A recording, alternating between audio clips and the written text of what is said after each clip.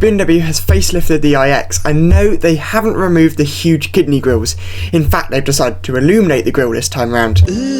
But there have been some significant changes under the skin to make it competitive against the likes of the Volvo EX90. As I said, the grille remains the same size and shape, and ultimately the exterior changes are minimal. However, there are a few revisions to distinguish it from the outgoing model. Perhaps the most noticeable change is the new headlights. Much like the new BMW M4, the headlights now include vertical elements that act as daytime running lights and indicators. The front bumper has also been redesigned, and the changes here help to make the front end look less like a fish.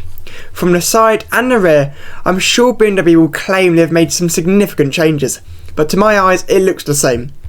The iX is still one of the ugliest SUVs on the market, but at least the changes do make the car look a little bit more aesthetically pleasing, apart from the illuminated grille that is. In terms of specs, there are 3 different setups to choose from. You can choose the xDrive 45, the xDrive 60 or the xDrive M70. Previously, these were named the xDrive 40, the xDrive 50 and the xDrive M60. Fortunately, BMW have made changes to justify the up badging.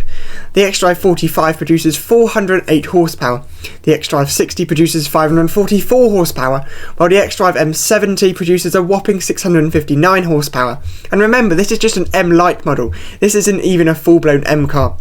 This means power figures are up 82 horsepower, 21 horsepower and 40 horsepower more respectively. This means 0 to 60 takes 5.1 seconds, 4.6 seconds and 3.5 seconds respectively. And knowing BMW, these figures could actually be even faster. I'll put all this information in a table so you can compare them all. Power figures are all well and good, but at the end of the day, the more important consideration for large family SUV buyers is range.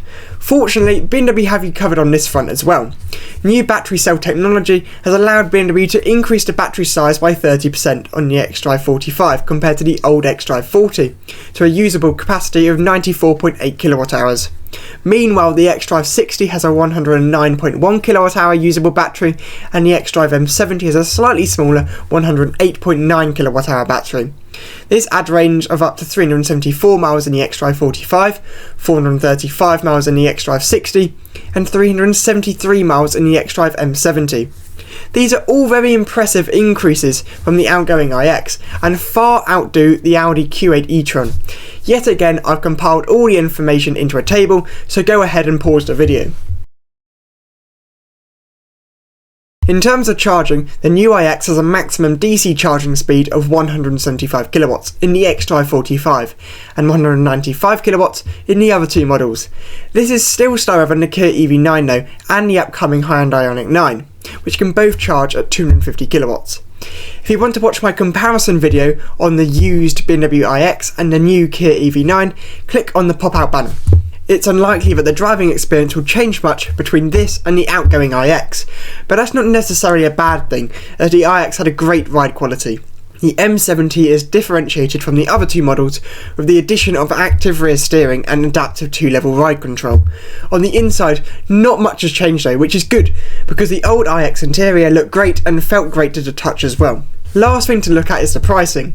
The xDrive 45 will start at around £75,000, the xDrive 60 will start at £93,000, and the M70 is around £10,000 less than the old M60 at £113,000. This makes the iX one of the better value luxury SUVs out there when compared to the likes of the Volvo EX90 and other rivals.